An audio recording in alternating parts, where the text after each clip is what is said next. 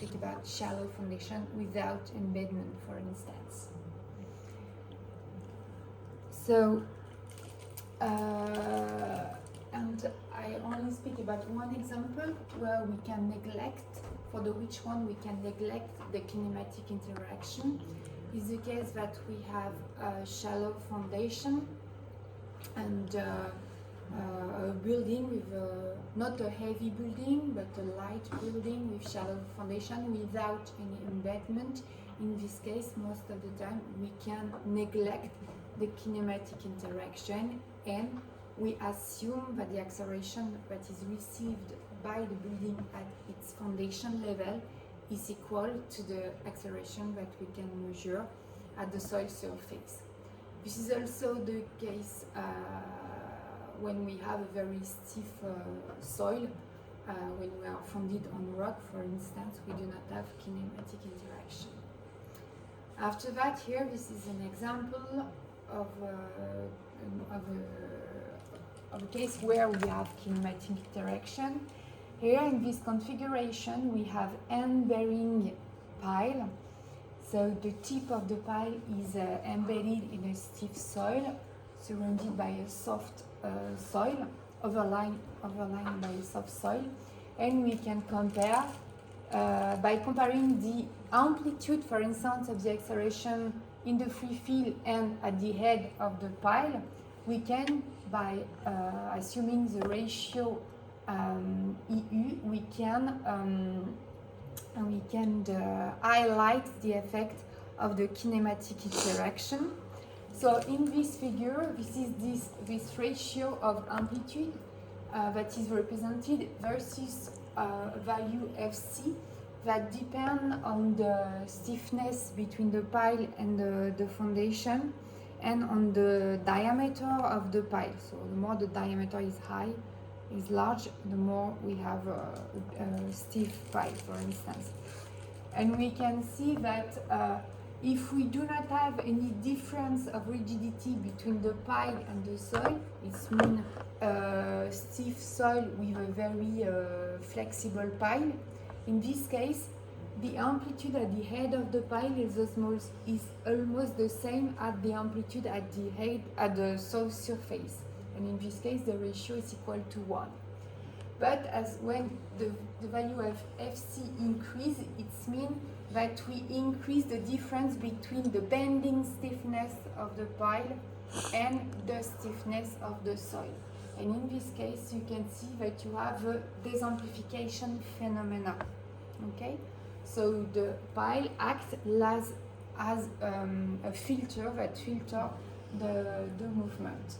But what we can see in addition is that we have a peak here, and in this case the acceleration at the head of the pile is higher than the acceleration at the soil surface. So in this case there is a bad effect of the surface interaction because we increase the acceleration that is input at the base of the building. And this point in fact corresponds to the case where the system that is formed by the pile and the surrounding soil has a resonance frequency that is not far from the frequency of the input. Okay, so we have a phenomena of amplification. Another effect of the kinematic interaction is that, so if you remind, I told you that from a first approach we can assume that an earthquake can be represented by a vertical propagation of shear waves. So in this case, it means that we have an horizontal movement at the base of the building.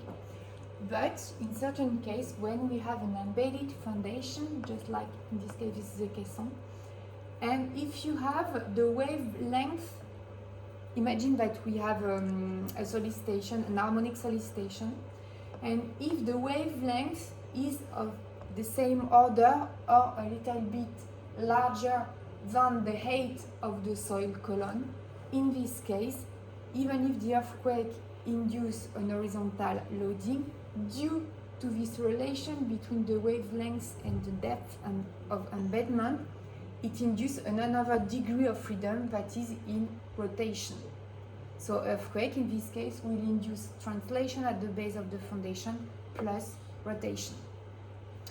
And this is not the case here where the wavelength is largely smaller than the height of the embedment depth, and in this case you are going to have only 1 degree of freedom, that is to say horizontal loading at the base of the foundation. So we have to take into account that. After that, we switch to inertial interaction. I think that you are more familiar with this one because of the courses of Professor Cotronis. Inertial interaction, in fact, is the result of the coupling between the building and the soil. When the soil is subjected to an earthquake, it's going to induce acceleration inside the structure, and as the structure has a certain mass, you are going to have a multiplication of the mass by an acceleration, and is going to create non-negligible inertial forces inside the building. And the energy contained in these inertial forces is what is at its turn going to be transmitted to the soil through the foundation. And it's going to be, because you are going to have inertial horizontal loading, inertial vertical loading, and inertial moment at the interface between the foundation and the soil. And this energy that is going to be transmitted to the soil is going to be dissipated through geometrical damping and through material damping. So we call you geometrical damping is that you have a point where you, and after that it creates energy, and you are going to widespread the energy inside the soil. And material damping is linked to the plastic deformation of the soil. If you remember the degradation curve with the decrease of the shear modulus and the increase of the material damping. What we should notice is most of the time we do not neglect inertial interaction, except in the case where the building is founded on rock. In this case. So I remind you that we have ever seen some effect of the soil structure interaction with the simplified model that was an assembly of a spring and dashpot that represent the difference of translation at the base of the foundation and the fact that we can have rotation at the base of the foundation. So I remind you here, this is the simple representation of the soil structure interaction. So what we have seen is that the period of resonance of this system is larger than the period of resonance of the building on fixed base condition. It means that the frequency, when you have soil structure interaction, the resonance frequency is lower. Okay, and you have most of the time the damping that is higher due to soil structure interaction. Okay, so if we look at, if you so remember, so here this is an elastic spectra, a response spectra. So the effect of soil structure is, here you have the response spectra in the case of rigid base foundation. Okay. When you have soil structure interaction, so you are going to increase the damping, so you have a decrease of the amplification of the motion at the center of gravity of the building, and due to the fact that you are going to increase the period, you have a translation from the left to the right of the period of the system that is now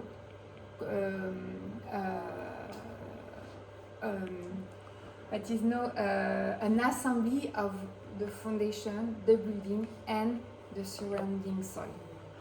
Okay? Can you repeat that? It's going to cause decreased amplification because of increased dampening? What? I said, can you repeat that, please? It will be decreased amplification because of increased dampening when there's soil structure. Okay. So when you have soil structure interaction, so we have seen with the simplified approach, this one, you increase the damping because you have, compared to the rigid base, you have this geometric dissipation and hysteretic damping. So you increase the damping of the system that is now composed of the building, the foundation, and the soil, compared to rigid base case where you only have the building. Okay? So here the response spectra, if you remember on the abscissa, you have the period of the structure of the system, but now the system has a different period due to such interaction. And in the axis, you have the maximum amplitude that you can record at the center of gravity of the building. So if you have a building with a period of resonance without such interaction that is equal to T, if you build the response spectra based on the Eurocode, you are going to see that the maximum acceleration that this building can have is this one. So you can have a maximum value of the inertial loading that you can have. This is not a time representation. This is only a maximum value that you have with the response spectrum. Yeah. So as you have damping in this case, and if you do, you remember the approach, the simplified approach. If you do that for different buildings with different period of resonance, initial one, you will find that the modified system, that is the modification is due to the soil structure interaction, is going to have a higher damping. So higher damping means lower amplification.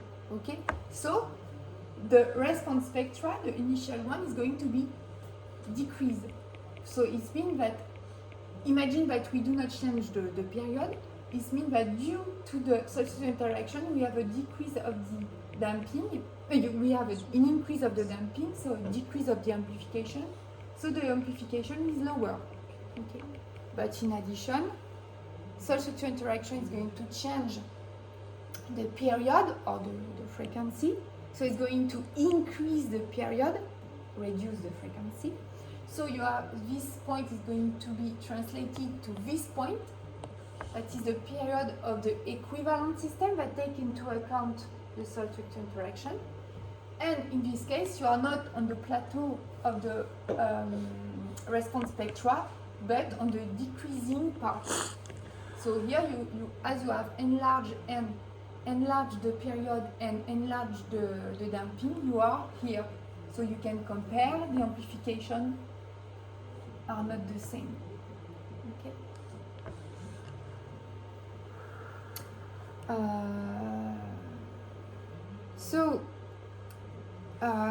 Here this is a theoretical approach, but in practice, the Eurocode gives indication on when we have to take into account the soil structure interaction, because this is not always the case. So here I just pick up some information from the Eurocode, and it is indicated that the effect of the dynamic soil structure interaction must be taken into account in the following case. So when you have a heavy structure, a slender structure, in this case you have a lot of P delta effect.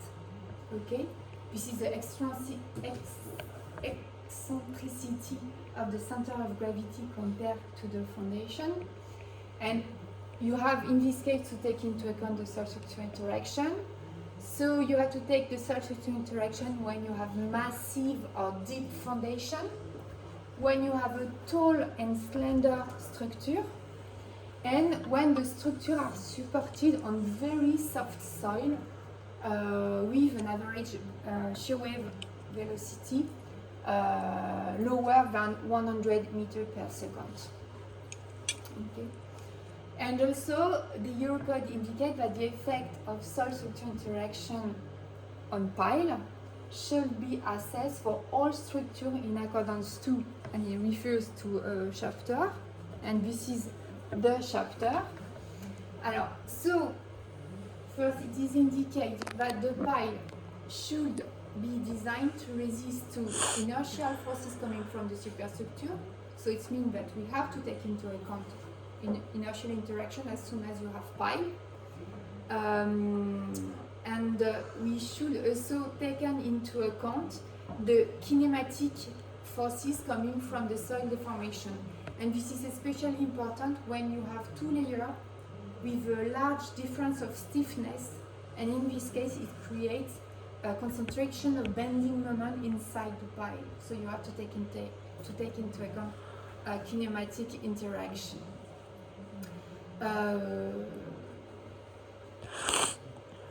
So, and to perform an analysis of the pile, so to well design the pile, we have to determine the inertial forces all along the pile, and also the translation and the rotation at the pile head.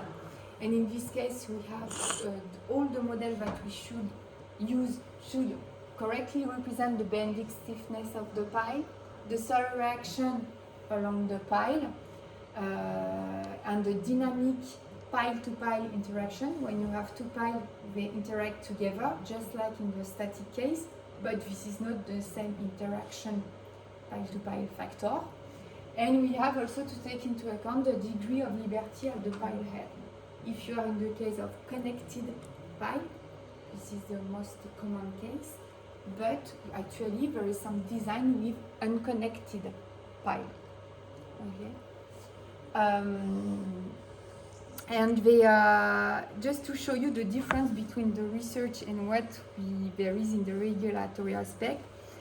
So it says that you have to take into account that to have a good representation of that. That's all. And after that, if you use something, you have to prove that you respect this point.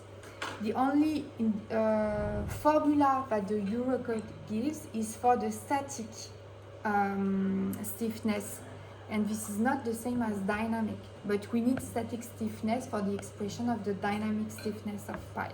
We will see that after. And they only give some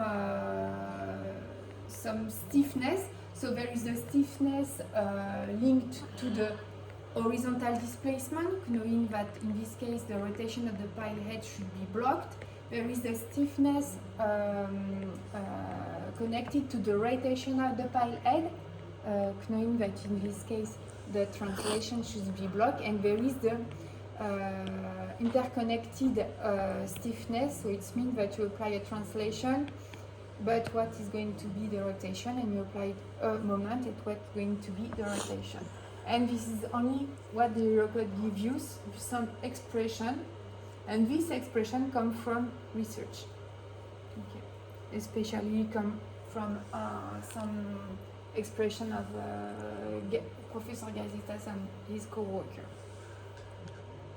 But you see that the Eurocode is not going to give you how to do the thing exactly with which codes, which approach and things like that. It only says you have to take into account that correctly, and it gives you some simple things that you can use.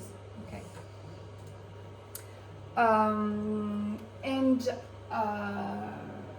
What Eurocode say also is that kinematic interaction should not be taken into account in all the case with pile. This is the case where, as I have said, that when you have a large stiffness, a large difference of stiffness between two successive soil layers, and also when you are in an area which have moderate to high seismicity, and when you are in the case of a building with a high level of importance. So it means category 3 or 4. So this is just an overview of the simplified approach. What is the effect of the soil structure interaction? What are the two main interactions that take place during an earthquake? Kinematic interaction, and inertial interaction, and just the element, just to show you the element that Eurocode gives you for the design of shallow foundation on deep foundation. So you see that engineers should have a very good knowledge, because there is not a lot of details in the Eurocode.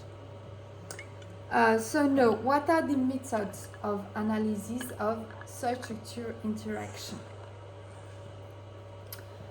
The first one, but there is only one slide on that, because this is a complicated one, and we should use, in all the cases, you should use numerical modelings in this case.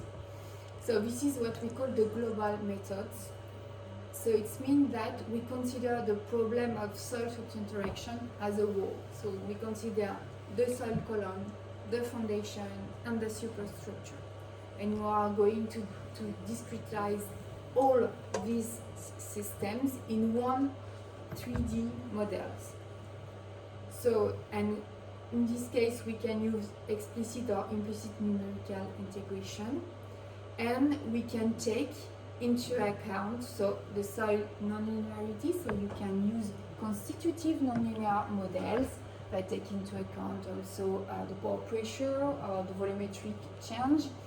And one key point also is the boundary condition, because you have to use absorbent boundary in order to avoid, when it hits the limit of the system, to avoid refraction of the waves. That is not the case in the prototype, in the reality. So in this case, we use the equation of dynamic equilibrium in its matrix forms. So it links the matrix of mass, so the distribution of the mass inside the model, the matrix of the damping. We have the material damping inside, and also we can have the geometrical damping, and the matrix of stiffness, and that is equal, of course, with the acceleration, displacement, and velocity, is equal to the forces applied at the boundary. And in the case of the earthquake, we apply at the point that are at the base of the system, we apply the acceleration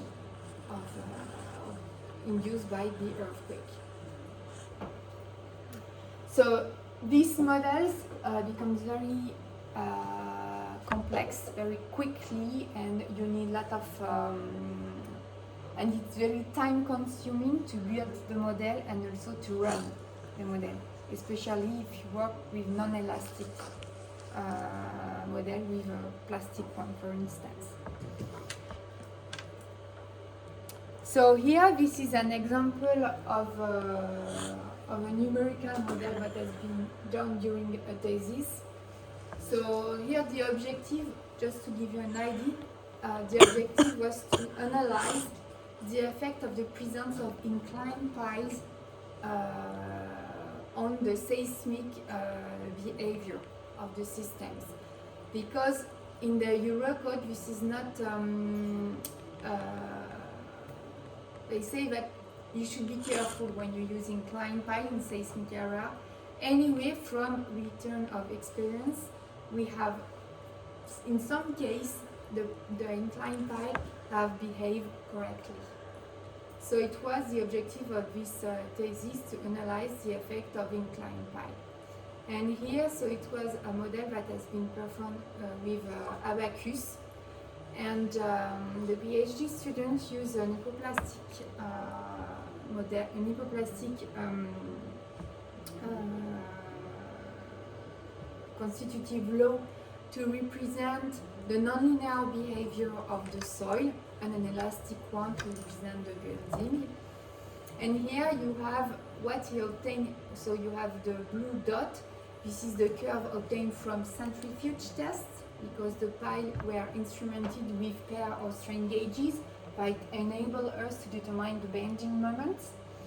And in red, it was the result that has been obtained with Abaqus. So you can see that 3D models can correctly represent what we obtain. But before that, there is a lot of stages. So the discretization of the model, the calibration of the law, the constitutive law. For that, he used some result of lab tests, for instance. And it was a longer things because with hypoplastic we have more than 10 parameters that should be calibrated, and not all these parameters come from are physical one. Some of them are numerical ones, so you have to turn the button and to be careful with that. But it's only an illustration. So you can imagine here, this is a very simple case. So when you have a building with a lot of parts with different kind of foundation, shallow, deep, or things like that, this kind of calculation concern the huge project, not a small one. Okay. So, as this is a complicated approach, there is another one that has been developed since a lot of times, well, several years. This is the substructure methods. The objective here is that you have a complex problems if you use a global approach. And by using substructure approach, you are going to cut the problem in 3 steps, which resolution is easier than the complicated one. Okay? So the first steps is the kinematic interaction. In kinematic interaction, the objectives is to determine the acceleration that is at the bottom, for instance here, of the foundation. In case of pile, we can use over localization, but anyway, in this case we say here, considering that we have a massless foundation but with its stiffness. Okay, so we are going to determine this acceleration, the kinematic one. This is the first objective. The second steps is the determination of what we call impedance function. Okay, impedance function is a function. This is a matrix. This is a function that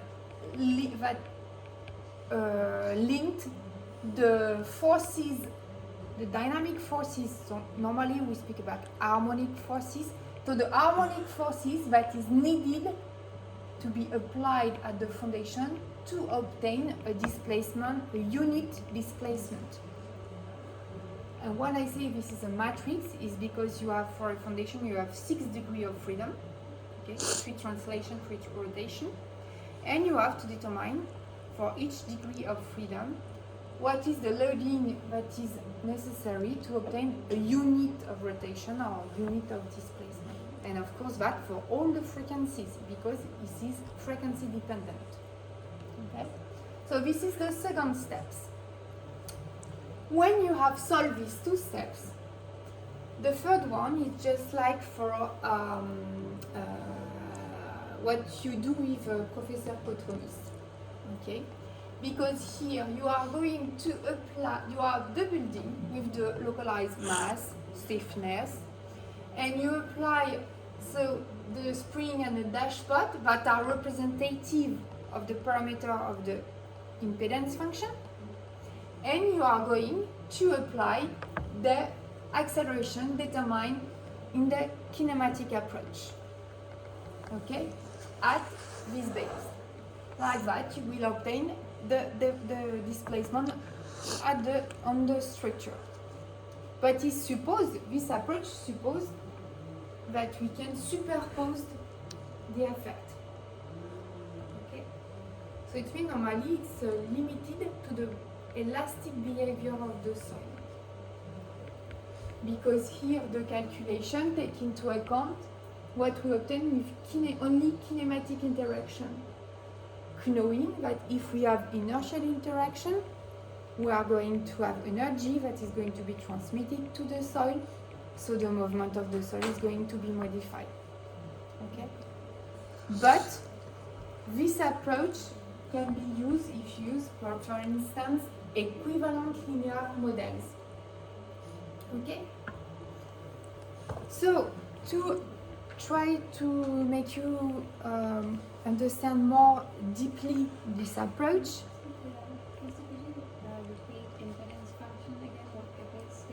what is impedance function? I'm going after that. We are going to, but I can just. Impedance function is a function of linked is a function that links the forces applied to the foundation to the displacement of the foundation. This is a matrix formula because each component of the matrix represents the impedance function for 1 degree of freedom.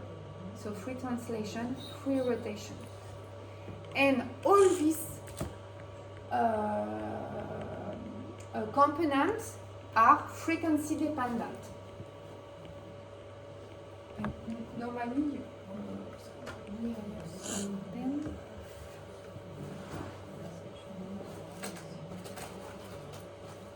I do not have any pen. Normally, this is S. This is the S, the impedance function, versus the angular frequency. So I'm going to go a little bit deeper in this approach, just to make you understand. So here we are going to explain you this approach. We are going to consider two subsystems. So the first one is the subsystem building, and the second one is the subsystem soil. So, and at the base, when you have an earthquake, at the base you have the loading Q due to the earthquake. And of course, here due to the interaction, you have some forces applied at the interface of the soil with the building due to the presence of the building, and the same forces but with opposite sign apply to the point that are common between the soil and the foundation and the building. Now, to simplify, we are going to say that in the case of the substructure system building, okay, the nodes that belong only to the building are indicated in what follows with the subscript B for building. When these points are common to the building and the foundation, that is to say the points that are between the building and the soil, at the interface, in this case they are indicated with a subscript BF, building foundation. Okay. Now, if we consider the subsystem soil, all the nodes that belong only to the soil are indicated by the subscript S for soil, and the points that belong to the soil but that are at the interface with the building, we are indicated with the subscript FS, foundation soil. And now we can write down with a matrix formula the equation of equilibrium for the first system, so the building alone, and for the second subsystem, the soil alone. So you have the mass. Here I have separate. This is the matrix of the mass, but for a simpler for an easier understanding, I have separated the nodes that belong only to the building and the nodes that belong to the building and the foundation. Okay. So here this is the matrix of the mass, the matrix of the damping, and the matrix of the stiffness. And that is equal to the forces applied to the subsystems that are these forces at this point.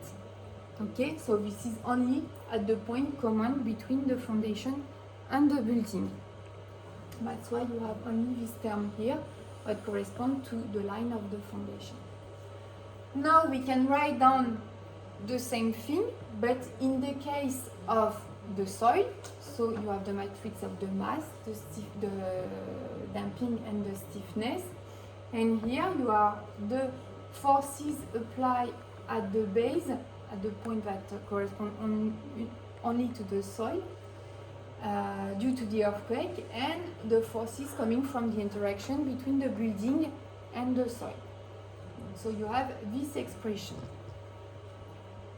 So, as I explained you just before, the first steps is the determination of the displacement or the acceleration at the base of the foundation. So we consider here the case of the soil with the massless foundation. So the solicitation of the subsystem soil is only Q, that is the acceleration due to the earthquake. Okay? So this is what we have here. And here, to make the difference between the displacement velocity acceleration due only to the kinematic force compared to the global acceleration and displacement, we use to subscribe I don't know how to say that. So we use Ka here. So you find here in the vector of acceleration, velocity, and displacement. So you have this expression. And when you solve this expression, you can obtain the the acceleration at the base of the foundation coming from kinematic interaction only. There is different way to solve this problem. So after that, the step 2, we have to determine the impedance function. So as I told you, it represents the relation that is a function of frequency between the displacement and the forces or the rotation and the moment at the foundation level. So this is a problem of propagation from sources.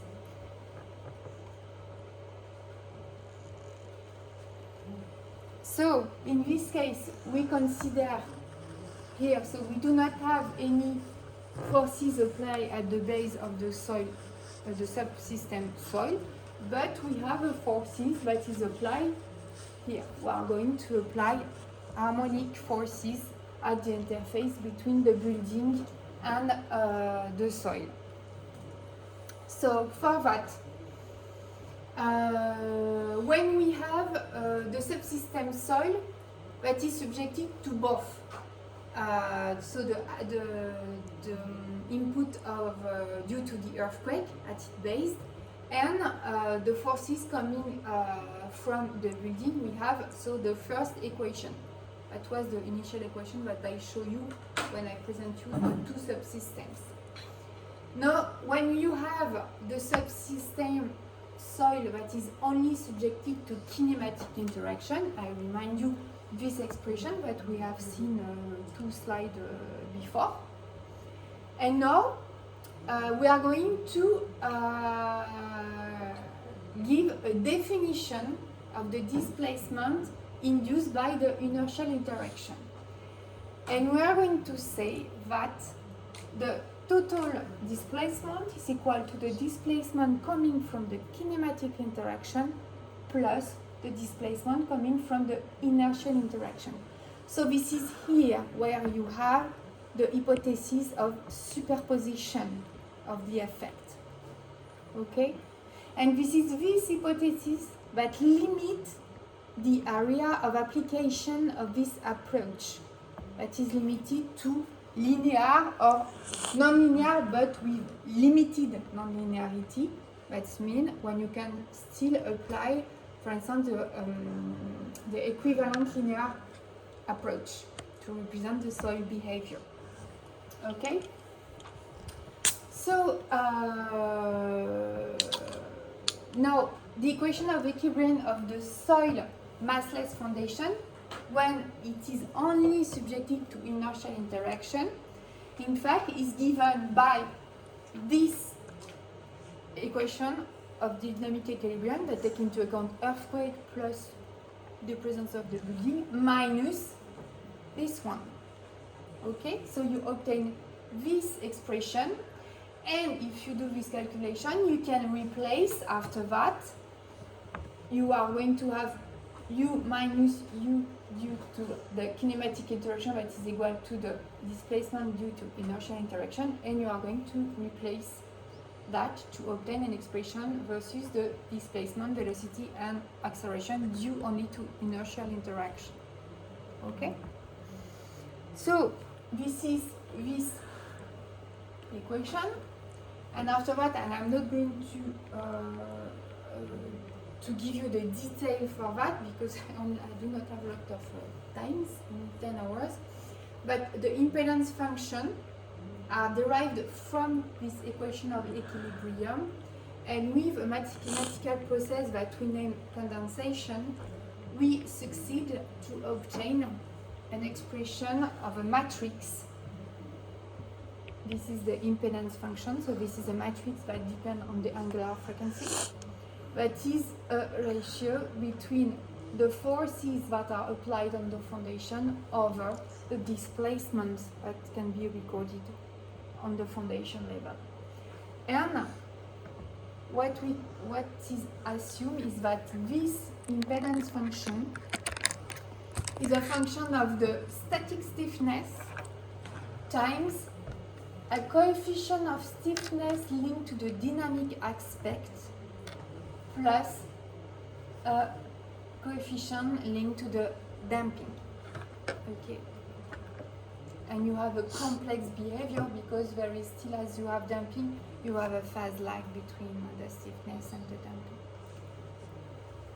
So now we have the kinematic acceleration at the level of the foundation, and we have, Sorry, just for step 2, when you say the massless foundation, do you mean that the foundation has its self-weight and you're just excluding the weight of the structure above?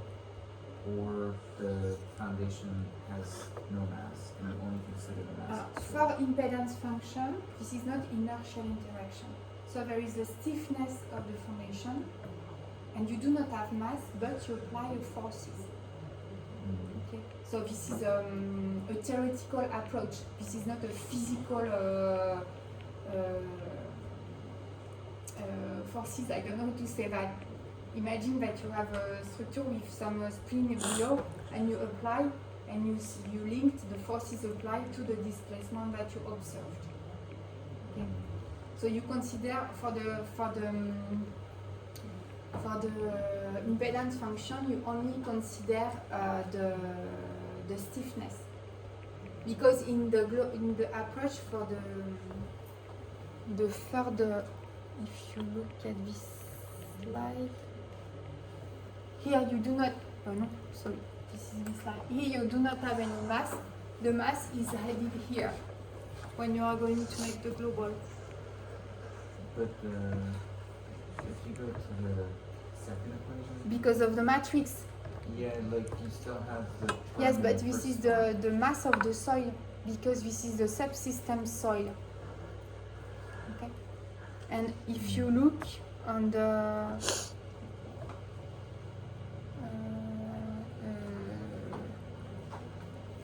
yes, here you have on soil and soil foundation. So the soil foundation is the difference in the mass between the two?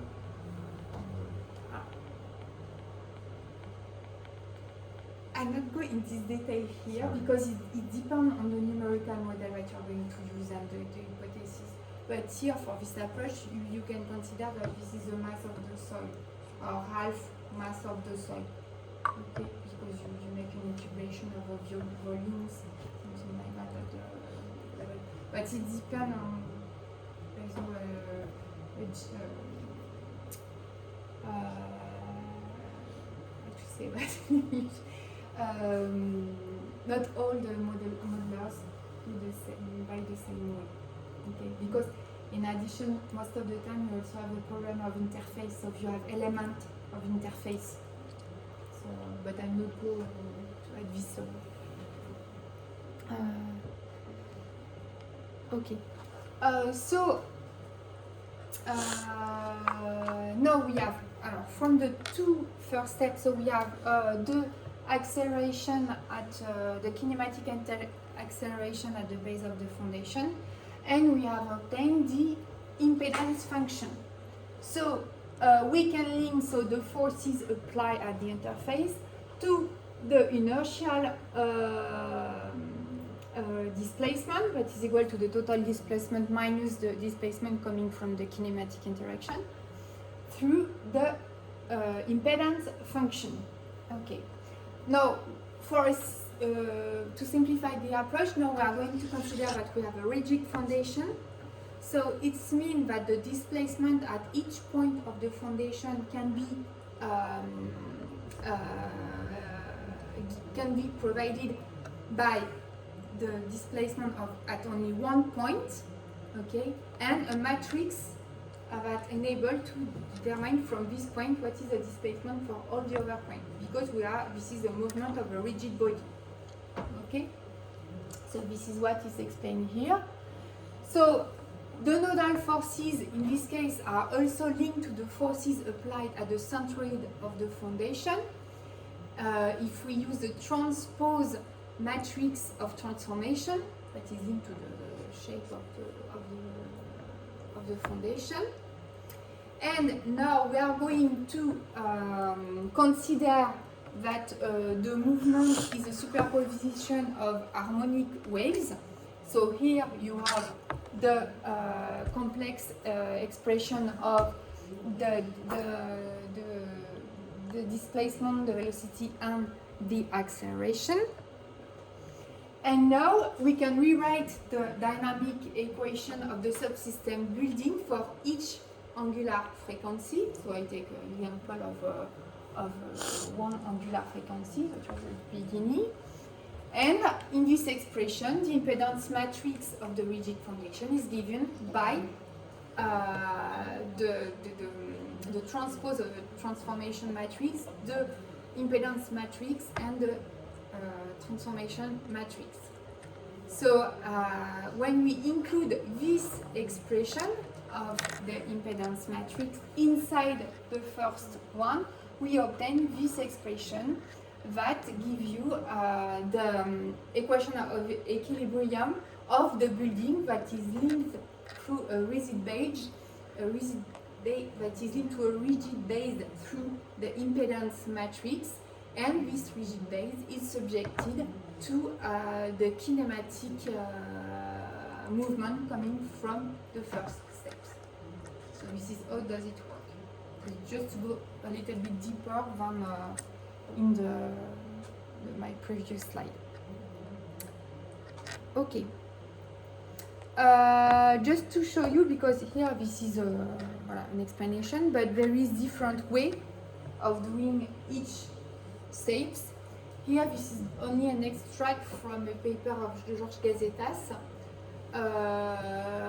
In the case of the pile, to take into account substructure interaction through the substructure methods. So for instance, when you the first step for the determination of the kinematic acceleration, so we have to use, in the case of pile, we have first to determine the free field response, one-dimensional approach, or 3 or 2D approach. So we have seen, for instance, in our case, the one-dimensional elastic or with limited non-plasticity with viscoelastic model in the second courses.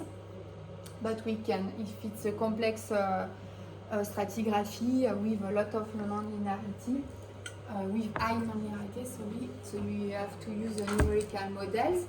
After that, you are going to determine what is the response of a single pile. So for that, you have a simplified approach that is a beam on dynamic Winkler foundation. We're just going to give some explanation on that. Or you have to use numerical models in this case. And if you have the response of one single pile, after that you have to take into account the pile group response, and here you have to introduce the pile-solid pile interaction. Okay, so if you have used a simplified approach, you have to take into account the coefficient of interaction, the dynamic coefficient of interaction between pile, or you have to make a numerical models. After that, in the second step, for the determination of the pile head impedance, So you have a simplified expression that has been provided by Georges Gazetas, but very quickly you need to use a numerical model to determine the impedance function. And finally, so you take the result of both and you are going to make a calculation of the response of the dynamic response of the structure by adding some spring, dashpot, and anything like that. So actually, so I present you two approaches, and actually in geotechnical earthquake engineering, when we design something, we design in capacity. So it's mean in terms of forces and plasticity inside the structure. And in this context, so we limit the plasticity and we consider most of the time a ductile behavior of the structure at the structure level, and we do not want to have plastic deformation or residual deformation at the foundation level. For the reason is that it's very difficult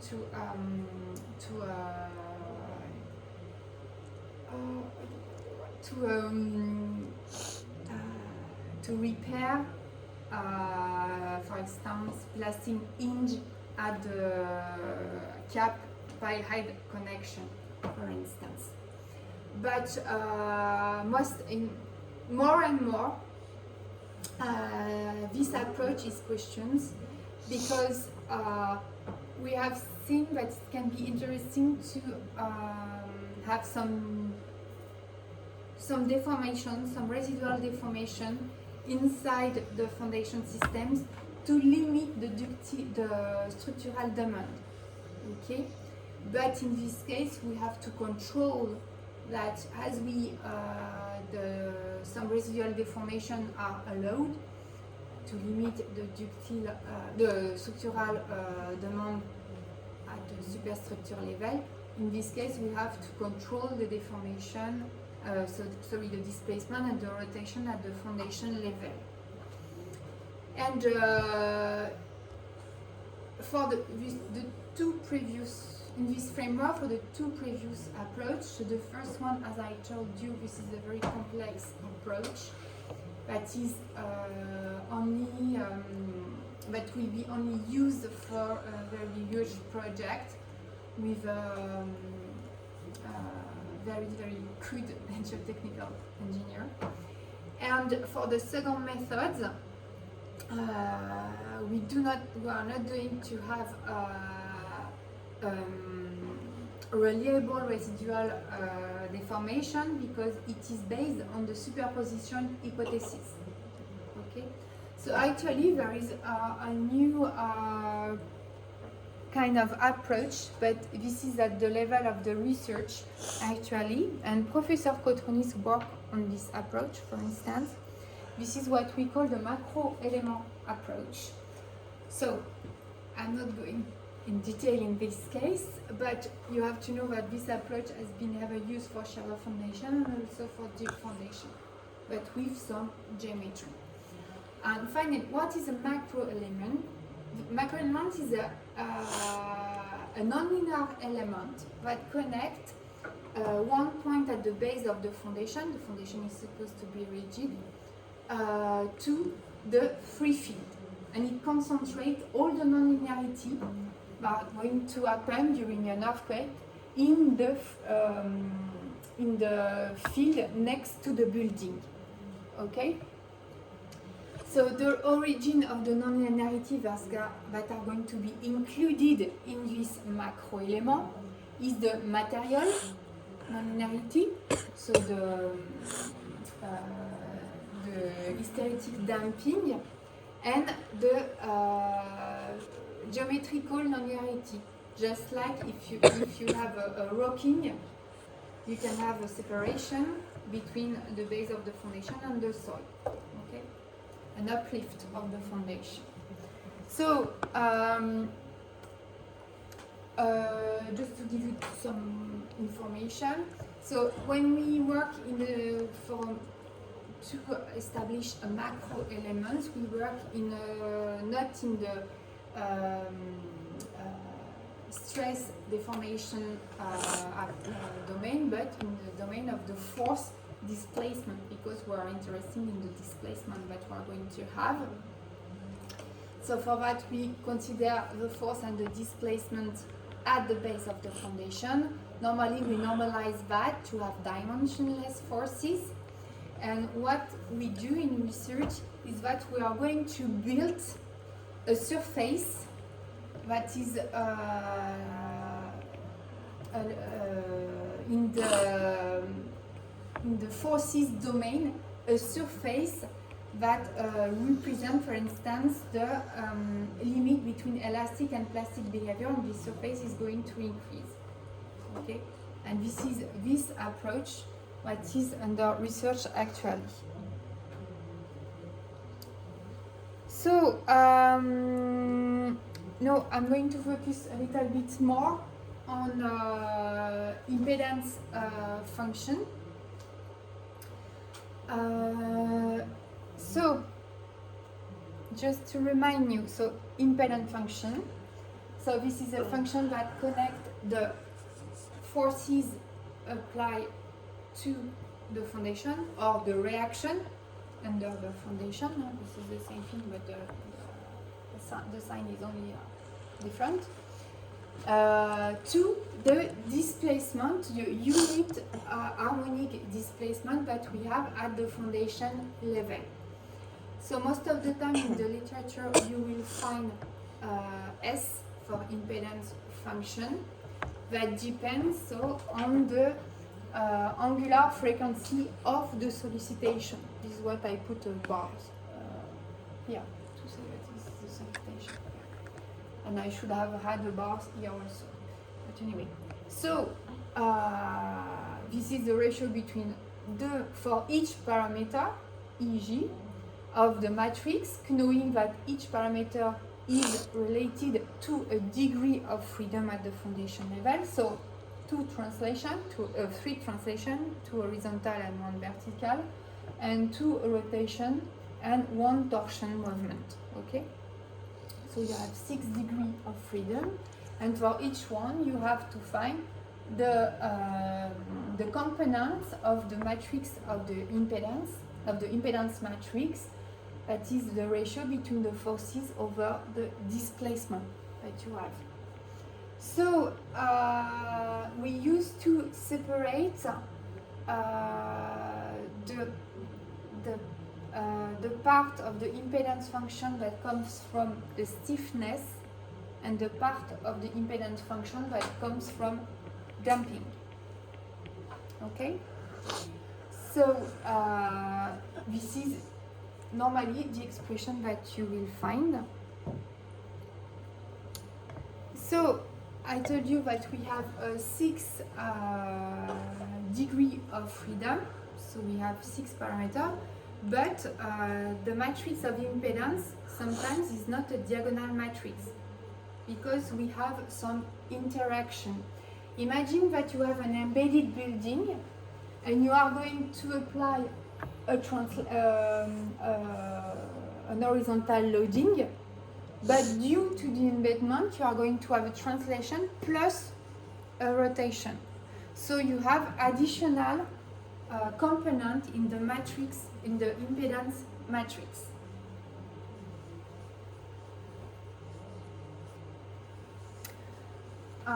Concerning the impedance function, in the literature, still Professor Gazietas, which is a very well-known researcher, a Greek one, there is some analytical solution that exists from very simple case of geometry of foundation and of soil columns. Okay, this analytical expression comes from a lot of numerical modelings, and they have extract some expression by looking at the tendency of the impedance function. But as soon as the problems become more complex, for instance, you do not have homogeneous soil, or you have, for example, 2 layers of soil with thickness of the first one that is less, for instance, than the width of the foundation. But in this case, you do not have any analytical solution, and you have to make numerical models, to use numerical model to obtain the impedance function.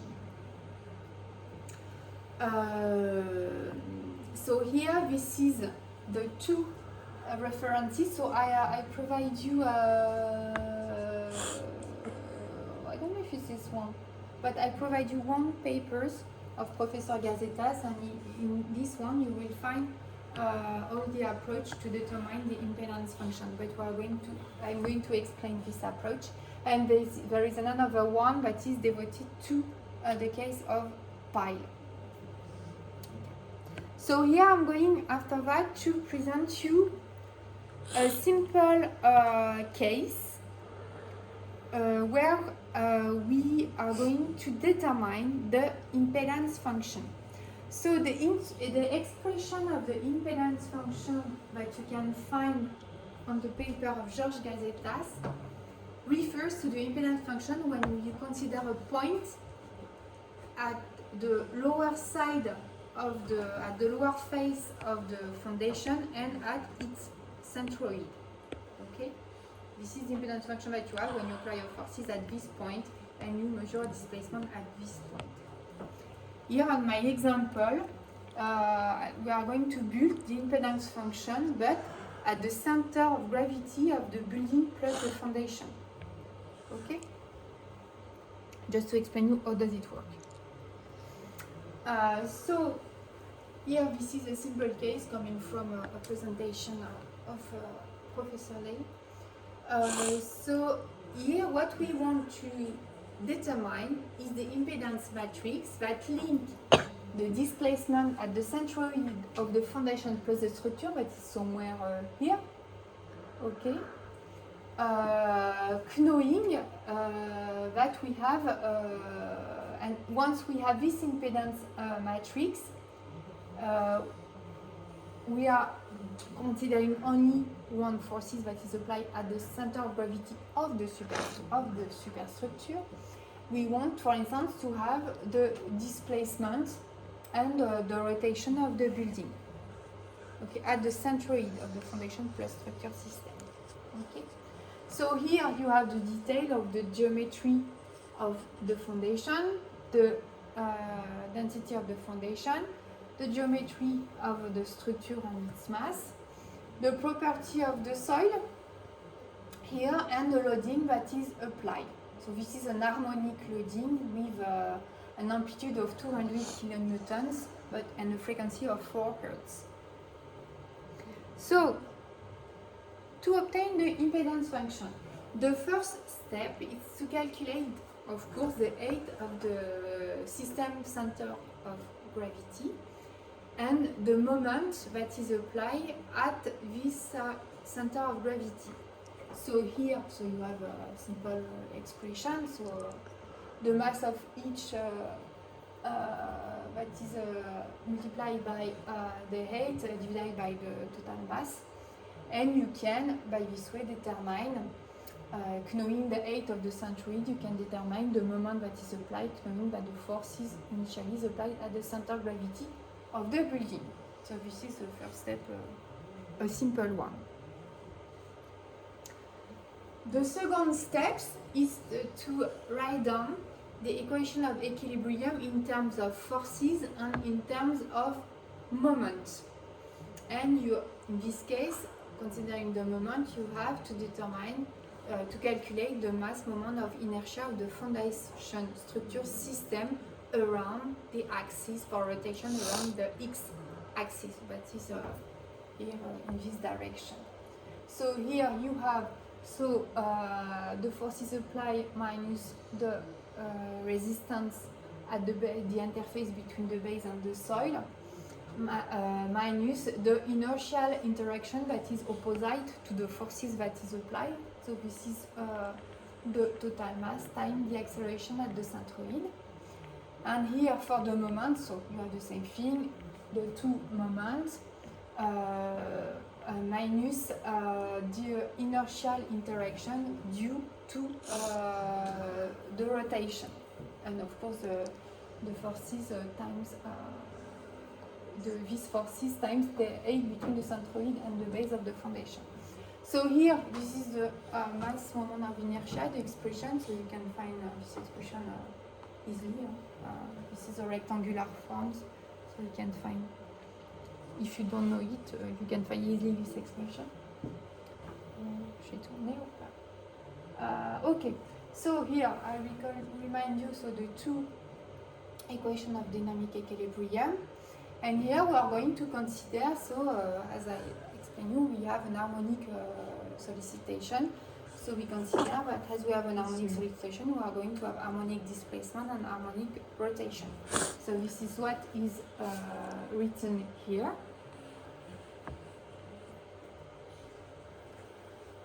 After that, so we are going to write down the equation that link the forces applied at the interface here to the movement as the interface, and here this is where it is linked. Where it is linked with the impedance function that can be obtained, from instance, from the expression of Georges Gazetas that has been developed by Georges Gazetas.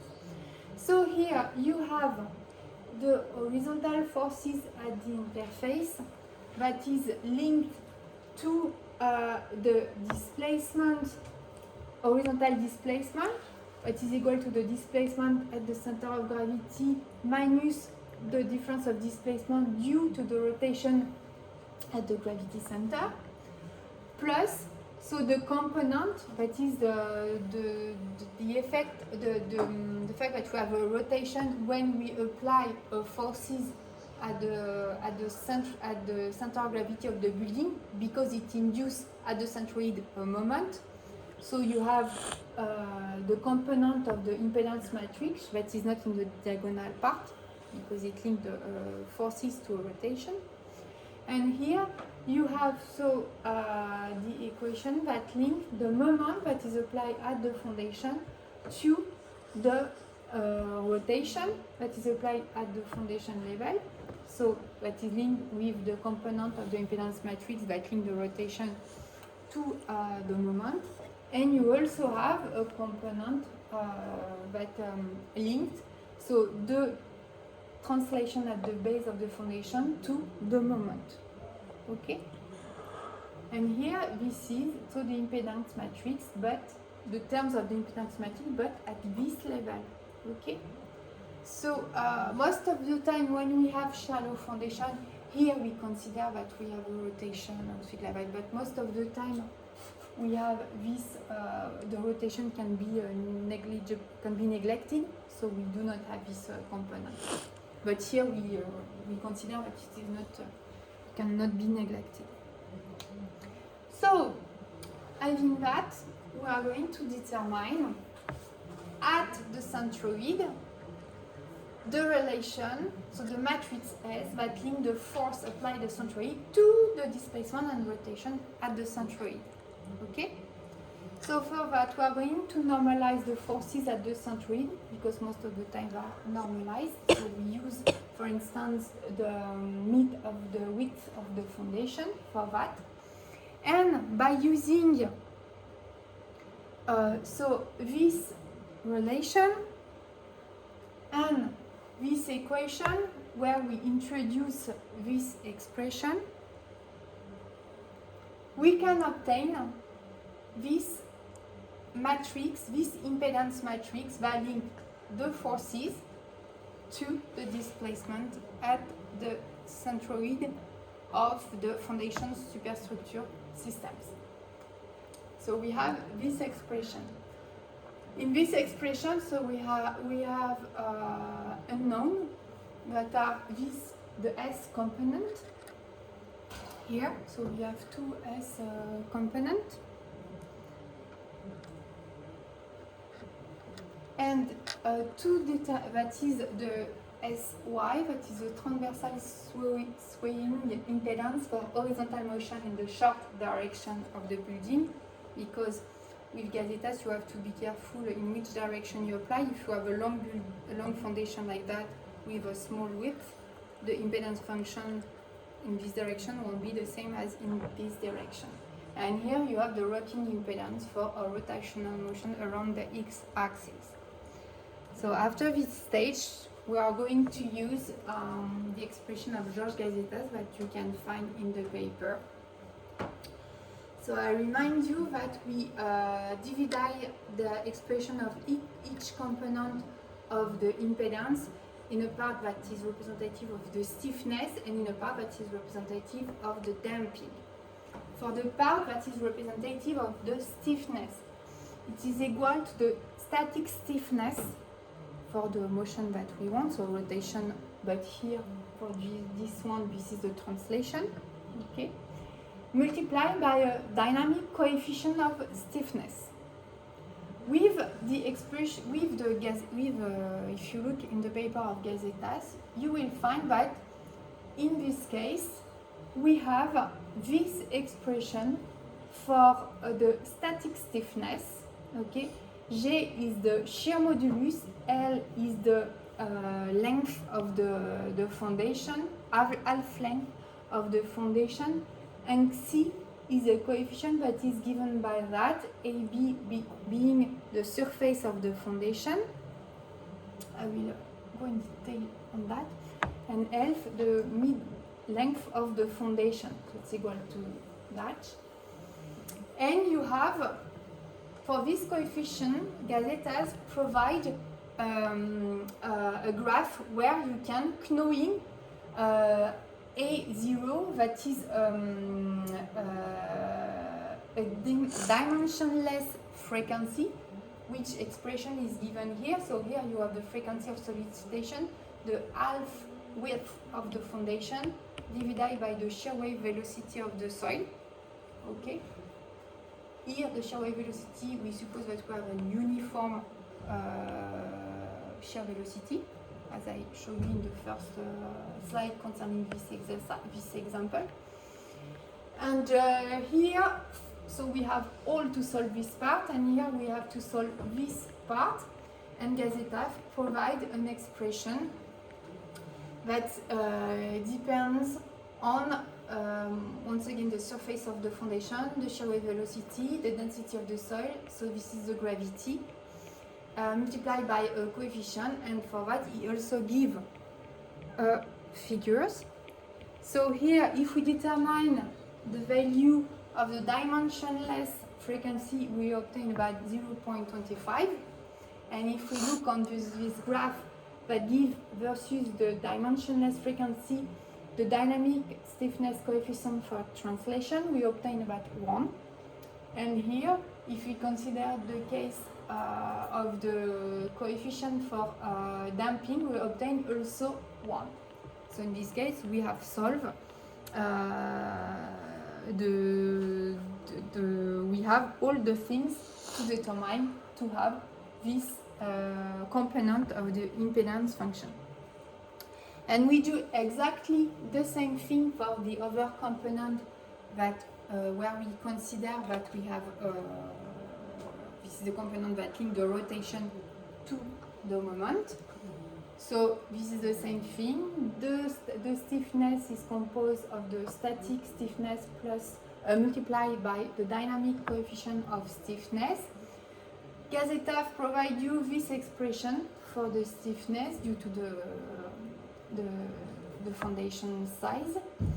And you have, in this case, the expression of the dynamic coefficient that is given versus the dimensionless frequency.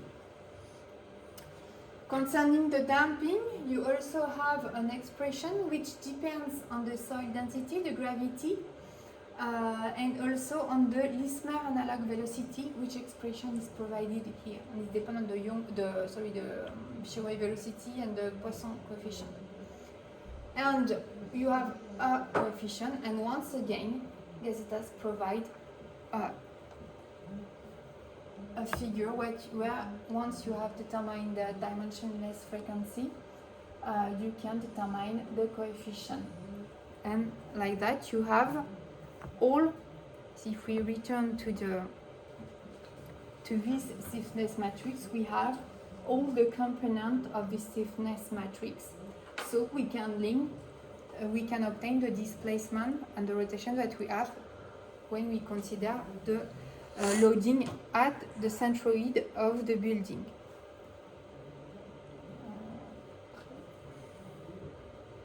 Okay. So here this is only a numerical application, so you can obtain the static stiffness. This is the dynamic stiffness when you multiply by the dynamic coefficient, and this is the damping radiation dashpot, because here we consider only the radiation dashpot because I only give you the VS, not the damping of the soil. Okay.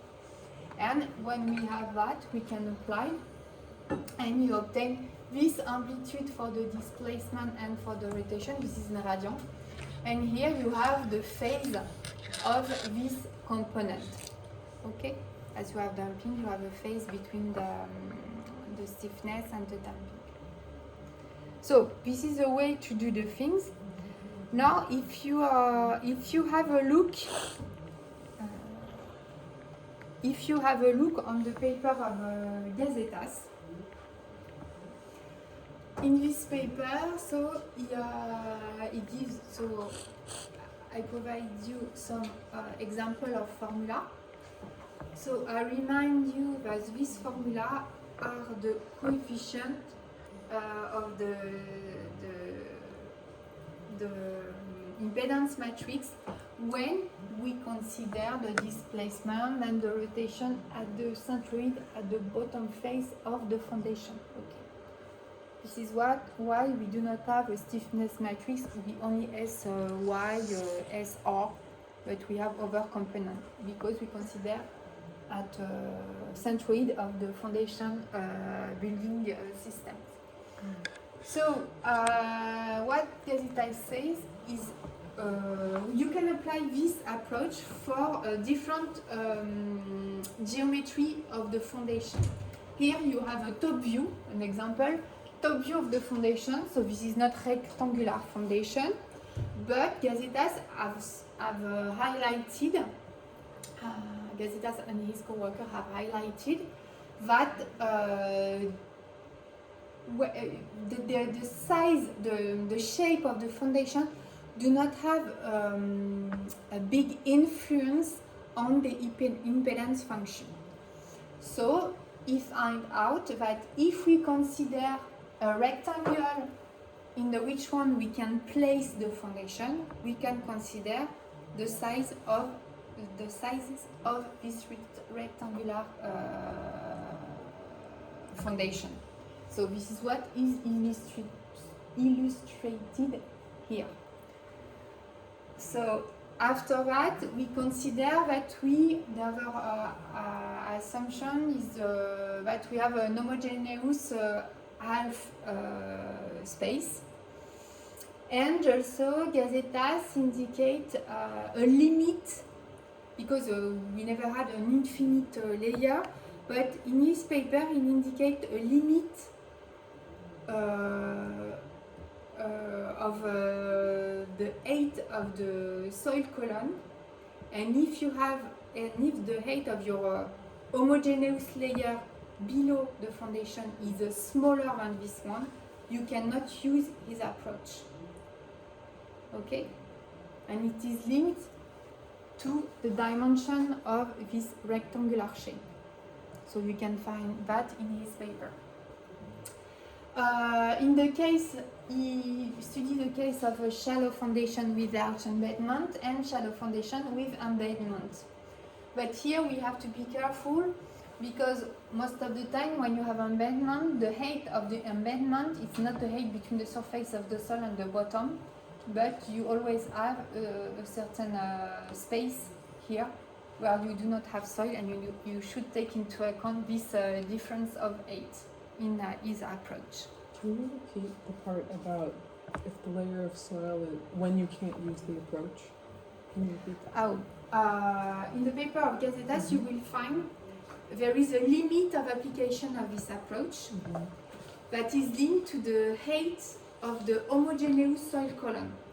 Because here on the drawing you have the impression that it's an infinite layer, but in reality you always have a finite limit of the height of the layer, and indicate that when the height of this layer, of your homogeneous layer, is lower than a certain times the height, the width or the length of the foundation, you cannot use his expression.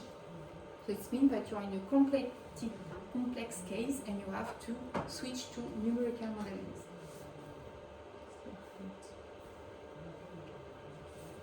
But you can find that in this paper.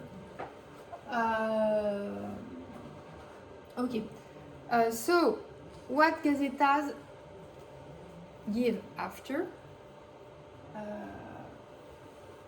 So once again, he explained that he decomposed the impedance in terms of stiffness and damping. The term of stiffness is the multiplication of the static stiffness Bk times the dynamic component of the stiffness, that is a function of the frequency. And the terms of damping is equal to the terms of radiative dampings plus, if we have hysteretic damping, the terms that take into account the hysteretic damping. So this is this part for the hysteretic damping. I remind you that you have here a different degree of liberty. So here you have the vibration of the foundation in the vertical direction, in the horizontal direction, but here you have to be careful because if you do not have a square foundation but a rectangular one, the component of the impedance function won't be the same in the direction of the length of the foundation and in the direction of the width of the foundation. Okay, so this is the two different terms of the impedance function linked to the two horizontal translation. Here you have the mode of vibration in rocking around the R axis, here around the Y axis, and here the torsion. Okay, so this is the 6 different degree of liberty. For each degree, you have the expression of the static stiffness, the dynamic stiffness coefficient, small k. You have to be careful, but you should be in a dimensionless frequency between 0 and 2. Otherwise, you have to use numerical models. And after that, you have the radiation dashpot coefficient. And if you have hysteretic damping, you can obtain the expression of the hysteretic damping by using the expression, this expression, and the expression and the value of the damping. Okay, so for all this expression, you need most of the time the shear modulus, the length and sometimes the width of the foundation, and the Poisson coefficient, and also you can need some figures that he provides. Okay. Now this is exactly the same table, but in the case of embedded shallow foundation. So you see, you have it starts to be a little bit boring by this expression, and this is, for instance, the associated figures that enable you to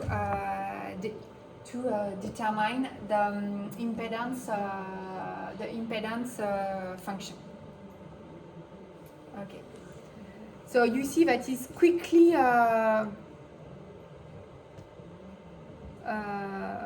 boring. We can say that is quickly boring.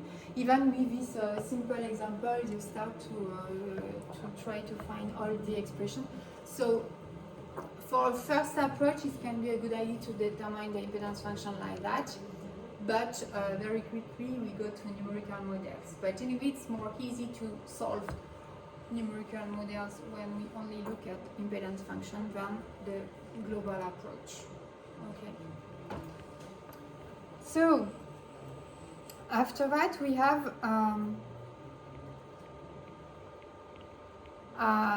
the substructure method. So we can use this approach also with pile. Okay. And in this case also we can have simplified approaches, and that is to say analytical expression or associated with some figures. So here we have the global problem. So we divide in two parts. So the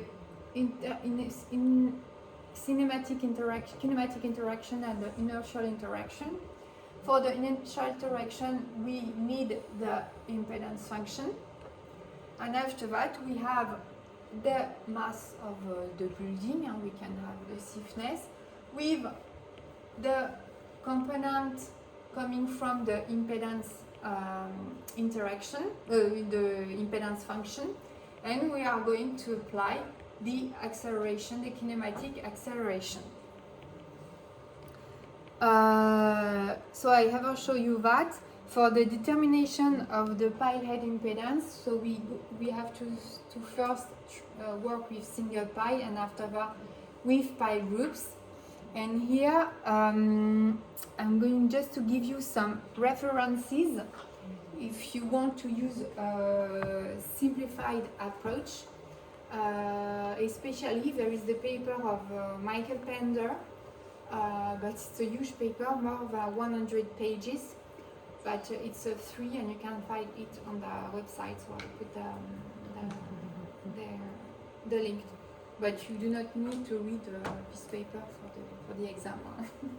It's only if one day you need, you will have the reference.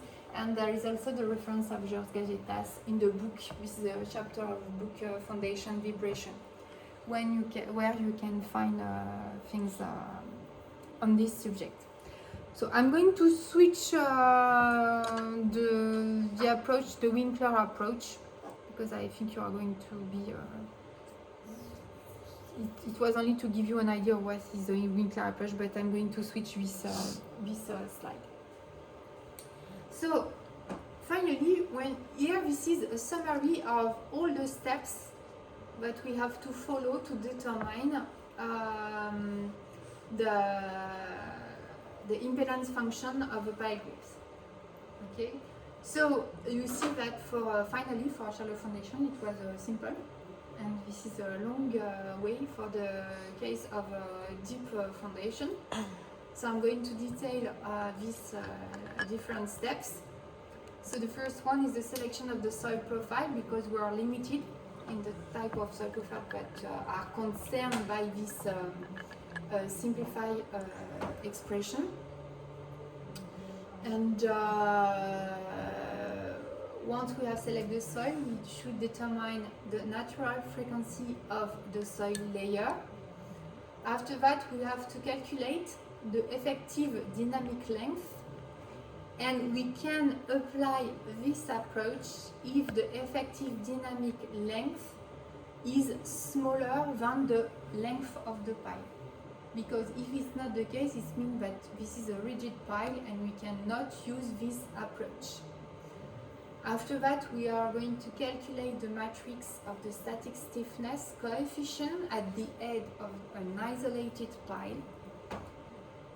Then we switch to the calculation of the dynamic impedance matrix, still at the head of an isolated pile. And after that, we have to calculate the pile-to-pile interaction factor that are not the same, and I insist on that. This is not the same as static interaction factor, because these interaction factors are frequency dependent. Okay.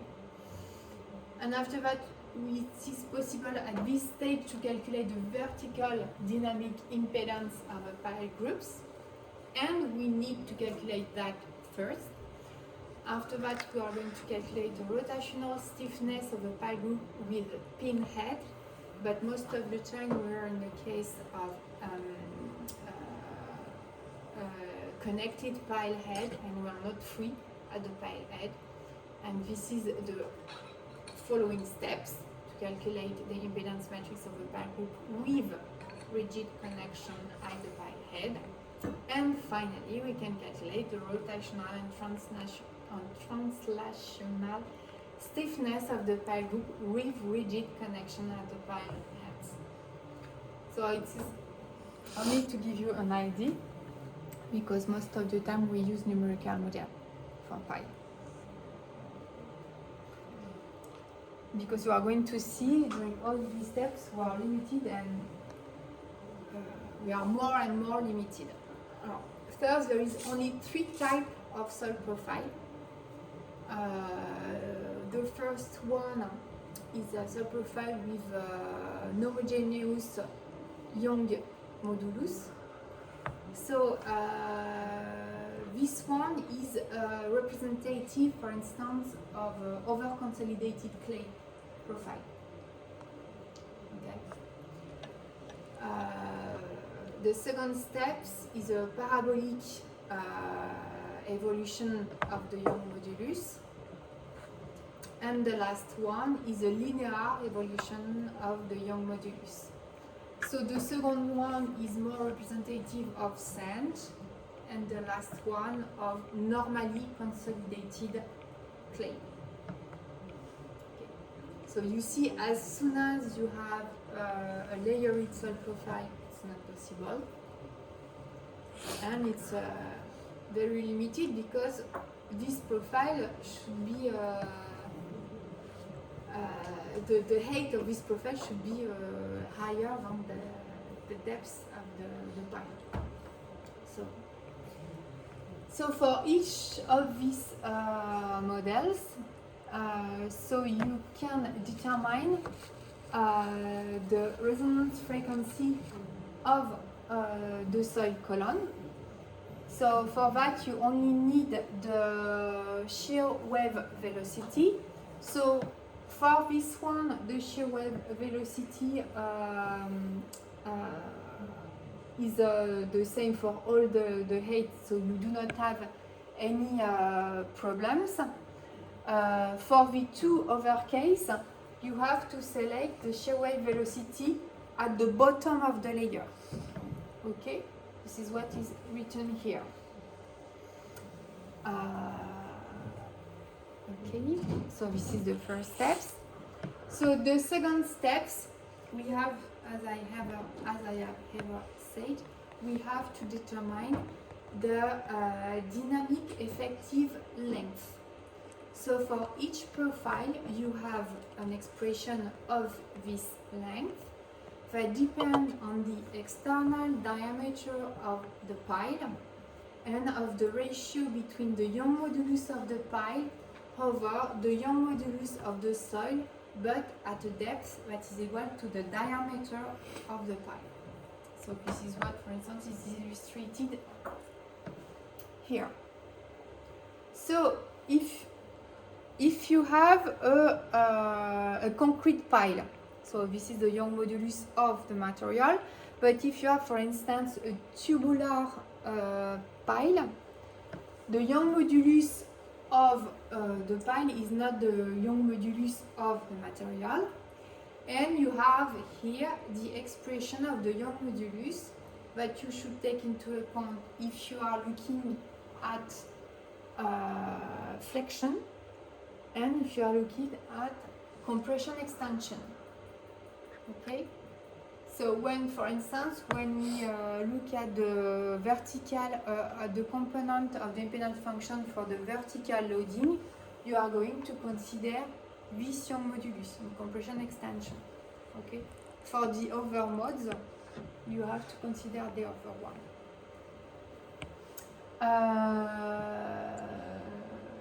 So for the Young modulus of the soil, for the ratio to obtain the value of K, for the first soil profile, so this is an homogeneous Young modulus, so you take it. And after that, as I ever said, you have to take into account the Young modulus at a depth that is equal to the diameter of the pile. So now you have verified that the length of your pile is higher than the dynamic length of the pile. So, and you are in one of the three cases of the subprofile. So in this case, you can use, for the moment, the approach of Gazetas and his co-worker. So here you have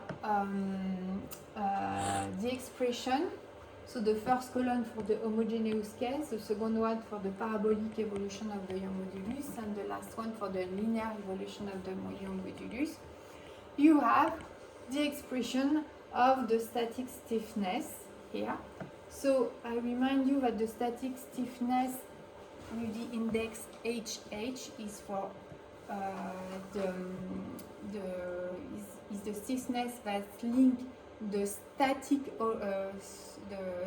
horizontal forces that is applied at the head of the pile to the translation at the head of the pile, knowing that the rotation is blocked. Okay. Here, this is the same thing. KMM is the stiffness when you apply a moment at the head of the pile. The stiffness that links this moment to the rotation at the head of the pile, knowing that the translation is blocked. And here, this is the cross parameter. So when you apply an horizontal forces, you block the translation, what is the rotation that you are going to have. And here, if you apply a moment, you block the rotation, what is the displacement that you are going to, horizontal displacement that you are going to apply. And here, this is for the vertical loading. So you see here that you need, for instance, the diameter, the Young modulus at the height of one diameter, here for all the height, but here for the height of one diameter. This is why there is a tilde to indicate that it is at the depth of one diameter. You have here the elastic modulus of the pile. So remember, concerning this one, if you have a tubular pile, this is this expression that should be used. And if you are looking at the components for the vertical loading, this is this expression that you should use in here, for instance. So you have that for the different configuration. So now you are going to calculate the equivalent stiffness at the pile head in translation, and you can calculate, but it's not necessary. You can calculate the equivalent stiffness at the pile head in translation and rotation in the case of a free head pile under static loading. Okay. So here, just to give you, so we can link the horizontal loading to the displacement, horizontal displacement and rotation by using this expression. So the cross terms and the terms that link the displacement to the translation, the displacement to the horizontal forces and the moment to the rotation. And you can obtain this expression of KH that link the rotation to the moment, but in this case, KH, you do not block the translation. Okay, it's only give you the stiffness in rotation. Okay, and you see here that you have the eccentricity that have an effect on the rotational stiffness and the the rotational stiffness and the translational stiffness. Okay, the eccentricity is the ratio between the moment and the horizontal loading applied at the pile head. But it can be, this expression can be useful for a static evaluation of the displacement that you can have at the pile head if you apply a load and a moment at the pile. Okay.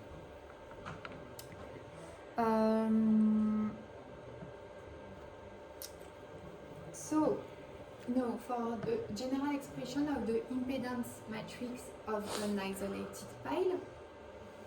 So here I give you how I write on the things. So when I speak about the impedance matrix for an isolated pile, I put 1 here on the impedance matrix and also on the stiffness coefficient and on the damping coefficient. Okay. So the expression, once again, the expression of the impedance function is dependent on the component of terms in stiffness and the terms of damping. And we can also write down this term of we can rewrite that by putting in a factor the terms, the static stiffness. Okay? Knowing the relationships that we have here between the coefficient of stiffness and the damping ratio. I'll go back.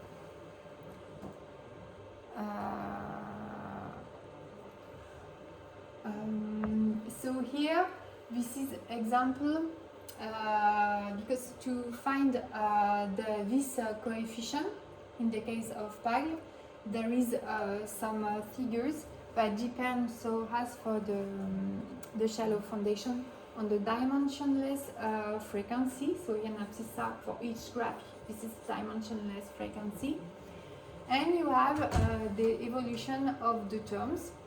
So what we can notice in terms of stiffness for the moment and also for the horizontal loading, but it depends on the ratio of the Young modulus of the pile to the Young modulus of the soil. We almost have a value that is equal to 1 for the dynamic coefficient. Okay? So it means that there is no lot of dynamics effect. Except here we have a peak here, and in fact this is linked to the resonance frequency of the soil column. Okay? So here, as if we have the resonance frequency, it means that we are less stiff than without the resonance frequency. Okay, this is what there is a peak here. Concerning the damping ratio, what we can observe that it is frequency dependent, but below the resonance frequency of the soil column, we almost have no damping, but after that there is an increase of the damping with the increase of the dimensionless frequency. Okay.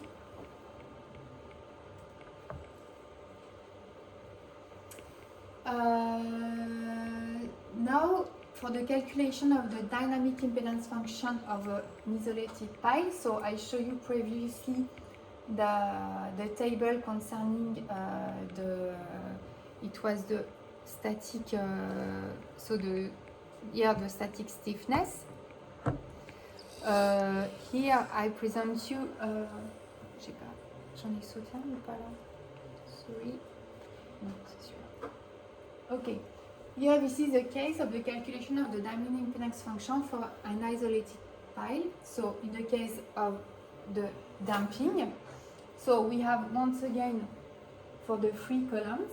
So we have to be careful because as I showed you before, we have a different things when the frequency is higher or lower than the resonance frequency of the soil column. So this is what is explained here. When we have a frequency higher than the resonance frequency of the soil column, we use this expression. But when we have a frequency lower than this resonance frequency, we use this expression. And you see here that they are constant.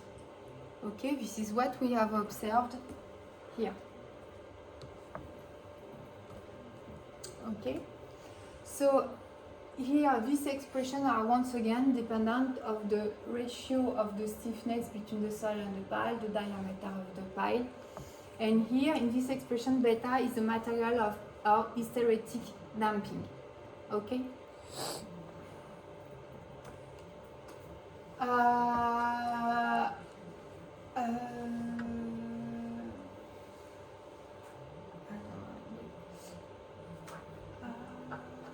Just 1 minute. Just want to remember. See. Right.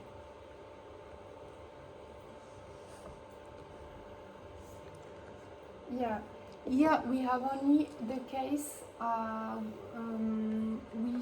we use this expression, I don't remember, but is this one here, this is these terms that appear here, and here this is the case for the terms that concern the vertical impedance parameter component.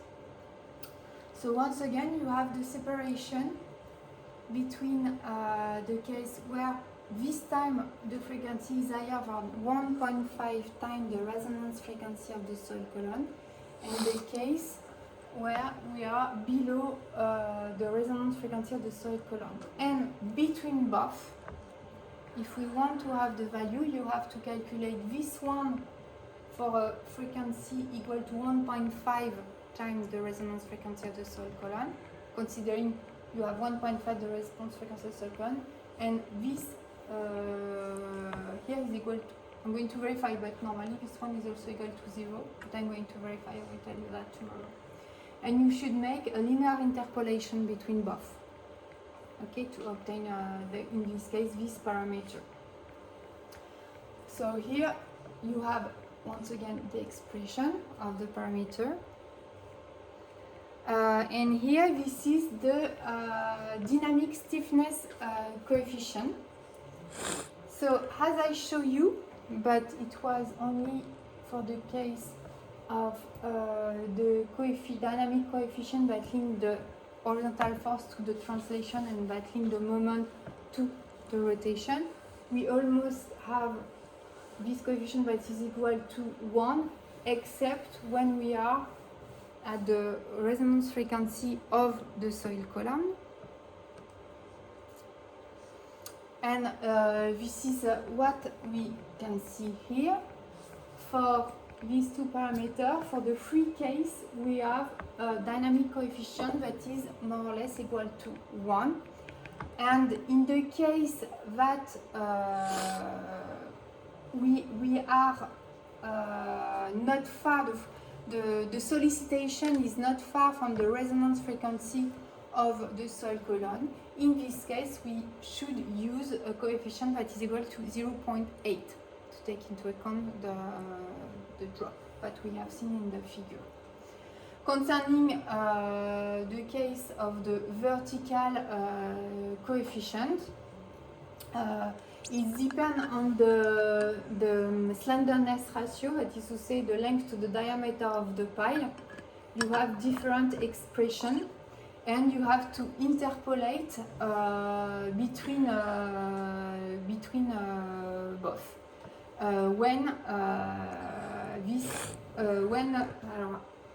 don't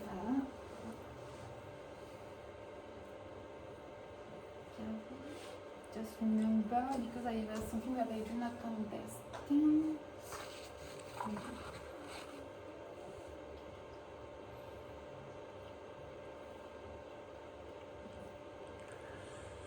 I'm going to verify this one because I think I made a mistake here. Okay, for tomorrow. So, for the next steps, what we should take into account is the pile-to-pile interaction.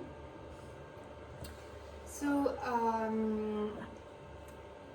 to calculate the dynamic interaction factor, Some numerical modelings has been done by considering, for instance, here this is the example of a vertical solicitation.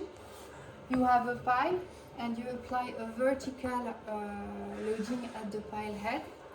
Due to the friction between the pile shaft and the soil, you are going to create S waves that are going to propagate horizontally, and you can see what is going to be the displacement that you are going to obtain on the next pile. And this is the this is the pile to pile interaction. Okay, this is the same thing. If you apply an horizontal loading, you are going to deform the soil and you are going to create P waves.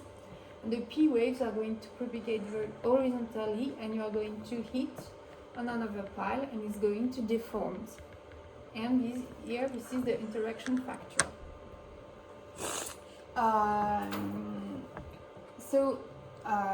You can make numerical models with that, or you can also make a simple approach to analyze, to determine the pile-to-pile interaction factor. For instance, you determine a displacement that you can have on a pile, and here this spring and dashpot represent the soil behavior, and you determine what is the deformation that you are going to have on another pile. This is a way to do the things. Here we can understand that these functions are really frequency dependent, because here, for instance, if you take the case of the P waves, you can have for instance, the length, the wavelength of the P waves, no, perhaps more, it can be more understandable here. Depending on the size, on the distance between the two piles, and the frequency of the soil and the property of the soil, you can have the phase between the movement of one pile and the movement of the other pile is going to be completely different. Okay? If, for instance, you have, let's say, if you consider the shear wave velocity of the soil and the distance, and finally you have a wave and the frequency of solicitation, and the wavelength is almost the size of the distance between two piles, so you have the wavelength like that. In this case, they can be completely opposite. Okay?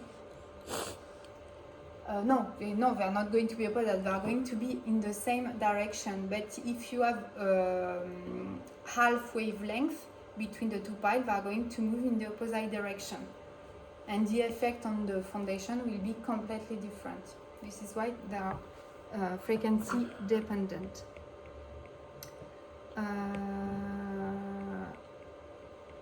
So for the calculation of the dynamic interaction factor, this is not, if we consider an horizontal loading of the pile, this is not the shear wave velocity that is going to be taken into account directly, because it has been observed that under an horizontal loading at the pile head, we have, of course, propagation of shear waves all around the pile head, or the pile shaft, but it has been observed that in the direction of the loading, we are going to create waves. Here we are going to create P waves, here we are going to create shear waves, but it is observed that the velocity of these waves is going to be linked to the shear wave velocity through this expression. Okay, so this is the Lismer analog wave velocity that is most of the time used in this expression. No,